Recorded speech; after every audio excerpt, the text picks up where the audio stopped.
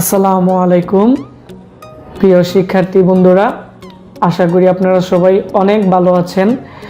তো আজকে আমি আপনাদের দেখাবো বিশেষ করে যে আমাদের ইউনিভার্সাল যে টিভি কার্ডগুলো আছে।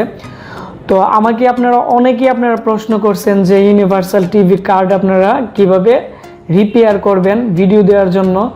তো আজকে আমি আপনাদেরকে দেখাবো কিছু গুরুত্বপূর্ণ এবং কিছু হিডেন টিপস, যে টিপসগুলো যদি আপনারা মনোযোগ দিয়ে দেখেন তাহলে যত ধরনের ইউনিভার্সাল টিভি কার্ড আছে বা বিশেষ করে যারা ইউনিভার্সাল যে টিভি আছে এলইডি এলসিডি বা চাইনা অনেক ধরনের মডেলের, তো এই টিভিগুলো দেখা গেছে একটু প্রবলেম হলেই আপনারা নতুন কার্ড চেঞ্জ করে ফেলেন। তো আপনারা কিভাবে আপনাদের যে নষ্ট ইউনিভার্সাল টিভি কার্ডটি আছে, তো এই টিভি কার্ডটি আপনারা কিভাবে রিপেয়ার করবেন আমি আজকে দেখাবো। তো আশা করি আমার এই ভিডিওটি যদি আপনারা শুরু থেকে একবারে শেষ পর্যন্ত মনোযোগ দিয়ে দেখেন তাহলে যত ধরনের ইউনিভার্সাল টিভি কার্ড আছে বা যত নর্মাল টিভি কার্ড আছে, তো এগুলো আপনারা অতি সহজেই মেরামত করতে পারবেন। তাছাড়া আমি আপনাদেরকে যত টিভি কার্ড আছে, তো ওই টিভি কার্ডগুলোর যে ট্রাবল শুটিং আছে, তো বিশেষ কিছু গুরুত্বপূর্ণ ট্রাবল শুটিং দিব। তো বন্ধুরা, তাহলে আমাদের এই চ্যানেলে যারা নতুন আছেন আমাদের এই চ্যানেলটি সাবস্ক্রাইব করে নেবেন, তাহলে আমাদের যে আপডেট যত ভিডিওস আছে আপনারা ইউটিউব থেকে নোটিফিকেশন পাবেন। তাহলে বন্ধুরা, আমাদের আজকের ভিডিওটি আমরা এখন শুরু করব।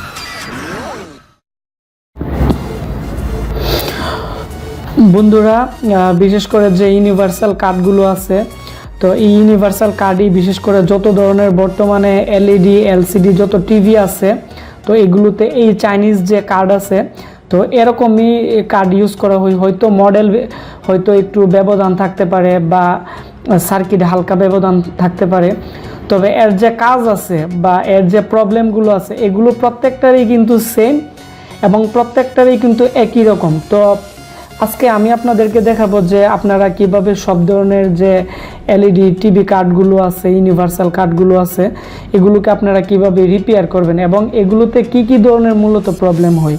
তো প্রথমত যে প্রবলেম আছে, আমাকে অনেকে আপনারা প্রশ্ন করছেন যে বিশেষ করে আপনারা যারা আপনাদের কাছে অনেক টিভি কার্ডই আছে যেগুলো বিশেষ করে রেড গ্রিন যে লাইট আছে, তো লাইটও অন হইতেছে, সব কিছু হইতেছে, কিন্তু আপনারা সফটওয়্যার বিশেষ করে যে ইউএসবি পোর্ট আছে, তো ইউএসবি পোর্ট দ্বারা আপনারা সফটওয়্যার সেট আপ দিতে পারতেছেন না। তো এই প্রবলেমটি কেন হয়? তো এই প্রবলেমটি হয় আমাদের এখানেও বিশেষ করে বিভিন্ন ধরনের আমরা যখন টিভি কার্ড আমরা সফটওয়্যার ইনস্টল করতে চাই বা ইনস্টল করি, তখন বিশেষ করে কারেন্ট চলে যায় বা অনেক সময় আমরা একাধিক সফটওয়্যার বেশি সেট আপ দেওয়ার কারণে অনেক সময় এর যে মেইন বায়োস আছে, আপনারা এখানে ভালো করে খেয়াল করেন, এটি হচ্ছে 4 MBর একটি বায়োস।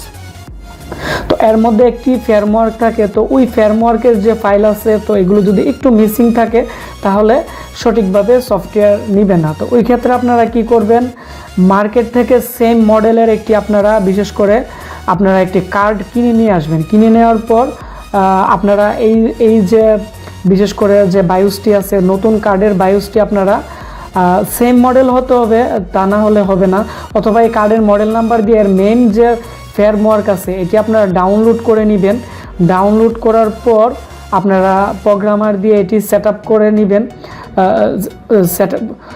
তো ডাউনলোড করার পর আপনারা এর যে বায়োসের যে ফাইলটি আছে এটি আপনারা ফ্লাশ করে নেবেন, তাহলে বিশেষ করে এই প্রবলেমগুলো হবে না, বিশেষ করে সফটওয়্যার সেট আপের যে প্রবলেমটি আছে এটি হবে না। তারপরে হচ্ছে আমাকে অনেকেই আপনারা প্রশ্ন করছেন যে বেশিরভাগ যে ইউনিভার্সাল কার্ড আছে এগুলো পাওয়ার আসে না বা এগুলো অন হয় না। তো এগুলো অন হয় না কেন আমি আপনাদেরকে বলে দিচ্ছি। আপনারা প্রথমত যে কাজটি করবেন, এর যে পাওয়ার যে আছে বা এর যে পাওয়ার বা ভোল্টেজ যে সেকশন আছে এটা আপনারা ভালো করে চেক করে নেবেন। যেমন এখানে এর মধ্যে 12 ভোল্ট ইনপুট হয়। ইনপুট হওয়ার পর এখানে বিশেষ করে আমি আপনাদেরকে দেখাচ্ছি যে এখানে বিশেষ করে একটি মুসফেট আছে 3 পিনের। তো এই মুসফেটটি বেশিরভাগই শর্ট থাকে, যার কারণে এর যে পরবর্তী সাপ্লাই এখানে বায়োজের সাপ্লাই মিসিং থাকে। কন্ট্রোলার চিপের যে চিপ ভোল্টেজ আছে এটিও এখানে আসে না, যার কারণে এটি অন হয় না। আর যখন এখানে বায়োস এবং এখানে যে কন্ট্রোলার যে চিপ আছে এটি যদি অন না হয়, তাহলে কিন্তু এর যে বিশেষ করে যে বাকি যে সেকশনগুলো আছে এগুলো কিন্তু প্রপারলি কাজ করবে না। তো ওই ক্ষেত্রে আপনারা অবশ্যই খেয়াল রাখতে হবে। তারপরে যে বিষয়টা এটি হচ্ছে যে এখানে যে মেইন যে কন্ট্রোলার যে চিপ আছে, ঠিক আছে, তো এই কন্ট্রোলার চিপে বেশিরভাগ ক্ষেত্রে কার্বন থাকে। তো এই কার্বন আপনারা কিভাবে দূর করবেন এবং এই কার্বন কিভাবে আপনারা ফিক্স করবেন আমি আপনাদেরকে দেখাবো। তো এটি এই বেশিরভাগ ক্ষেত্রেই অনেক দিন চলার কারণে বিশেষ করে এই যে আইসিটি আছে এটিতে কার্বন থাকে, যার কারণে এটি মানে কার্ডটি প্রপারলি কাজ করে না। অনেক সময় লাইট থাকে কিন্তু রিমোট দিয়ে যখন আপনারা প্রেস করবেন তখন অন হবে না। তো এই প্রবলেমটি বেশিরভাগই আমরা পাইছি।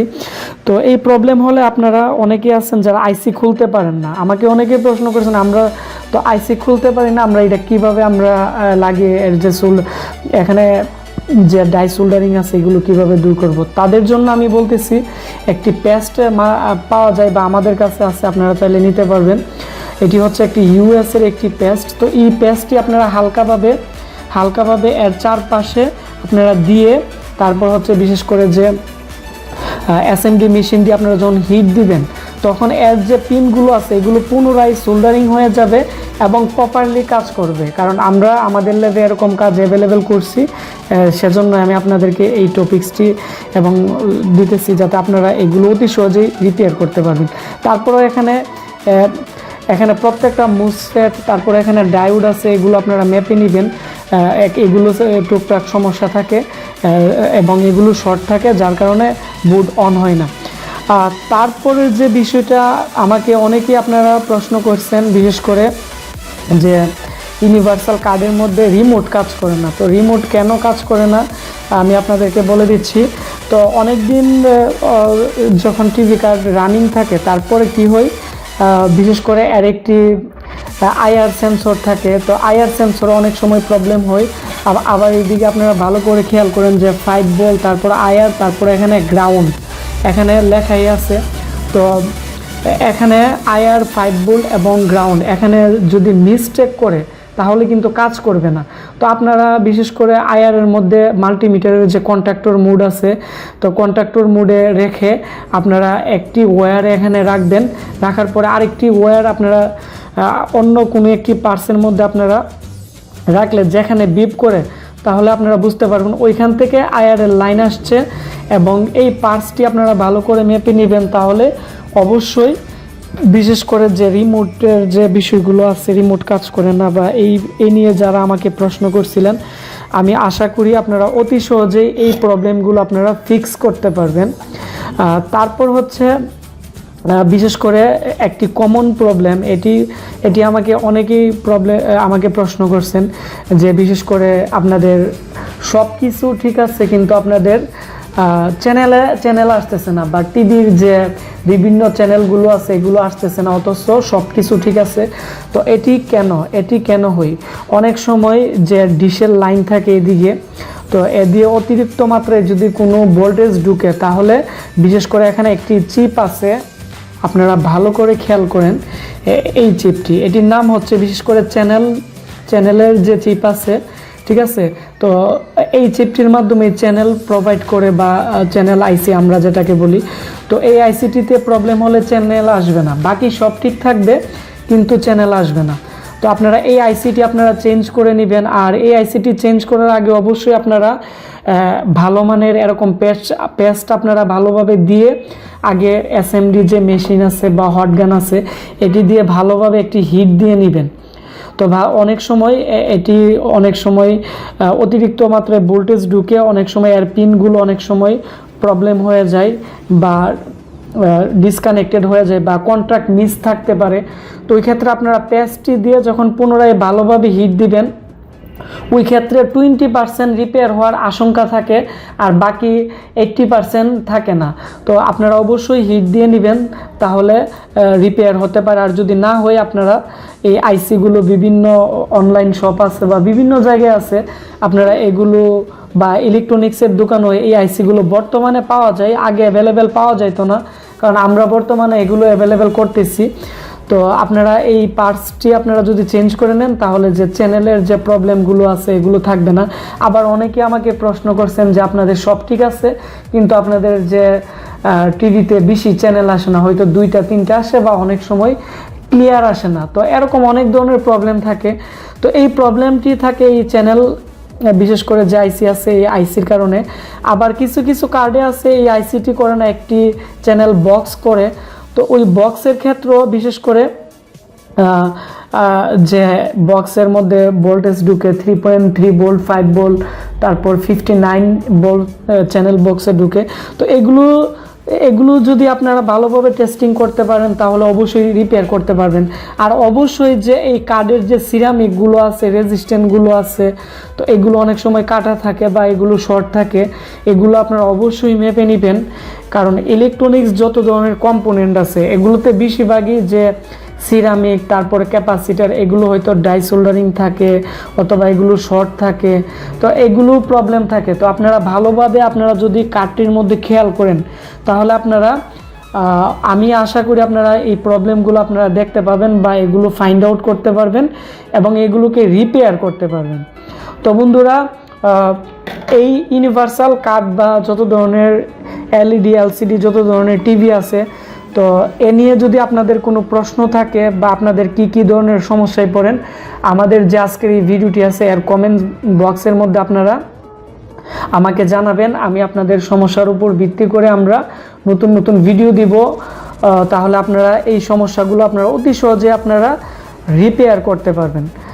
তো যারা বিশেষ করে ইউনিভার্সাল কার্ড সেট আপ করতে পারতেছেন না বা ইনস্টল করতে পারতেছেন না, আমাদের এই চ্যানেলে একটি ভিডিও দেওয়া আছে কিভাবে নষ্ট ডিসপ্লে দিয়ে আপনারা বা নষ্ট মনিটরের ডিসপ্লে দিয়ে কিভাবে আপনারা এলইডি এবং এলসিডি টিভি বানাবেন, এবং এর যে সম্পূর্ণ সেটআপমেন্ট আছে, তো এগুলো আমরা আমাদের ওই ভিডিওটি দিয়ে দিচ্ছি। এটি আমরা স্ক্রিনে দিয়ে দিব, তাহলে আপনারা অতি সহজেই দেখতে পারবেন এবং বুঝতে পারবেন। তো বন্ধুরা, অবশ্যই আমার এই ভিডিওটি ভালো লেগে থাকলে আপনারা ভিডিওটিতে একটি লাইক দিবেন, আর আমার এই ভিডিওটি শেয়ার করে আমাকে সাপোর্ট করবেন। তাহলে আমি নতুন নতুন এরকম ভিডিও নিয়ে আপনাদের মাঝে হাজির হব। তো বন্ধুরা, আপনারা সবাই ভালো থাকবেন। দেখা হচ্ছে নতুন কোনো একটি ভিডিওতে।